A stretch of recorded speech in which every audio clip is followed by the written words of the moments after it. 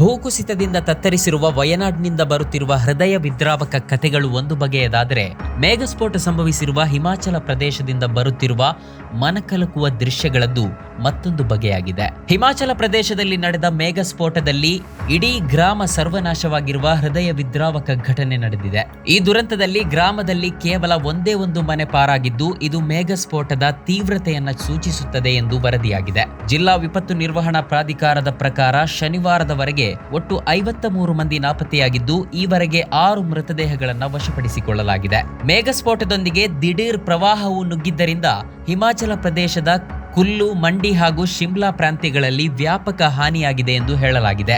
ಮೇಘಸ್ಫೋಟದಲ್ಲಿ 60ಕ್ಕೂ ಹೆಚ್ಚು ಮನೆಗಳು ಕೊಚ್ಚಿಕೊಂಡು ಹೋಗಿದ್ದು, ಹಲವಾರು ಗ್ರಾಮಗಳು ಪ್ರವಾಹದಿಂದಾಗಿ ತೀವ್ರ ಸ್ವರೂಪದಲ್ಲಿ ಹಾನಿಗೀಡಾಗಿವೆ ಎಂದು ಜಿಲ್ಲಾ ವಿಪತ್ತು ನಿರ್ವಹಣಾ ಪ್ರಾಧಿಕಾರದ ವಿಶೇಷ ಕಾರ್ಯದರ್ಶಿ ಡಿಸಿ ರಾಣಾ ತಿಳಿಸಿದ್ದಾರೆ. ಮೇಘಸ್ಫೋಟ ಹಾಗೂ ಅದರ ಬೆನ್ನಿಗೆ ಸಂಭವಿಸಿದ ದಿಢೀರ್ ಪ್ರವಾಹದಿಂದ ಹಾನಿಗೊಳಗಾಗಿರುವ ರಾಂಪುರ್ ಗ್ರಾಮ ಮತ್ತು ರಾಂಪುರ್ ಸಮೇಜ್ ಪ್ರಾಂತ್ಯಗಳನ್ನು ಸಂಪರ್ಕಿಸುವ ಹಾನಿಗೀಡಾಗಿರುವ ರಸ್ತೆಯನ್ನ ಪುನರ್ ನಿರ್ಮಾಣ ಮಾಡುವ ಕೆಲಸ ಪ್ರಗತಿಯಲ್ಲಿದೆ.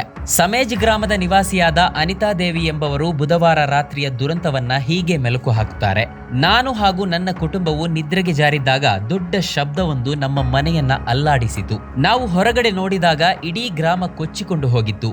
ನಾವು ಗ್ರಾಮದ ಭಗವತಿ ಕಾಳಿ ಮಾತಾ ದೇವಾಲಯಕ್ಕೆ ಓಡಿ ಹೋಗಿ ಅಲ್ಲಿಯೇ ಇಡೀ ರಾತ್ರಿ ಕಳೆದೆವು ಎಂದು ನಡುಗುವ ಧ್ವನಿಯಲ್ಲಿ ತಮ್ಮ ಅನುಭವ ಹಂಚಿಕೊಳ್ಳುತ್ತಾರೆ.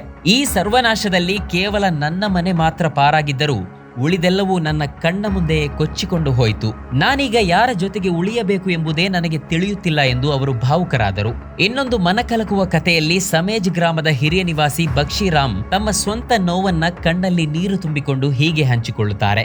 ನನ್ನ ಕುಟುಂಬದ 14-15 ಮಂದಿ ಪ್ರವಾಹದಲ್ಲಿ ಕೊಚ್ಚಿ ಹೋಗಿದ್ದಾರೆ. ನನಗೆ ಈ ಮಾಹಿತಿ ರಾತ್ರಿ 2 ಗಂಟೆಗೆ ದೊರೆಯಿತು ಮತ್ತು ನಾನಾಗ ರಾಂಪುರ್ನಲ್ಲಿದ್ದೆ. ಹೀಗಾಗಿ ನಾನು ಬದುಕುಳಿದೆ. ನಾನು ಮುಂಜಾನೆ 4 ಗಂಟೆಗೆ ಗ್ರಾಮಕ್ಕೆ ಬಂದಾಗ ಎಲ್ಲವೂ ಸರ್ವನಾಶವಾಗಿತ್ತು.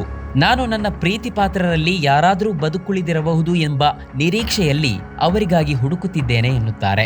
ಜುಲೈ 31ರ ಮಧ್ಯರಾತ್ರಿ ಸಂಭವಿಸಿದ ಮೇಘಸ್ಫೋಟದಲ್ಲೂ ಹಲವಾರು ಹಳ್ಳಿಗಳು ಕೊಚ್ಚಿಕೊಂಡು ಹೋಗಿವೆ. ಇದರೊಂದಿಗೆ ಕೆಲ ಶಾಲೆಗಳು ಕೊಚ್ಚಿಕೊಂಡು ಹೋಗಿದ್ದು, ಈ ಪೈಕಿ ಸಮೇಜ್ನ ಸರಕಾರಿ ಹಿರಿಯ ಪ್ರೌಢಶಾಲೆಯೂ ಸೇರಿದೆ. ನೋಡುತ್ತಿದ್ದಂತೆಯೇ ಕಣ್ಣ ಮುಂದೆಯೇ ಕೊಚ್ಚಿ ಹೋದ ಆತ್ಮೀಯ ಗೆಳೆಯನನ್ನ ನೆನೆಸಿಕೊಂಡು ಈ ಶಾಲೆಯ ಸಹಪಾಠಿಗಳು ಕಣ್ಣೀರಾಗುತ್ತಿದ್ದಾರೆ.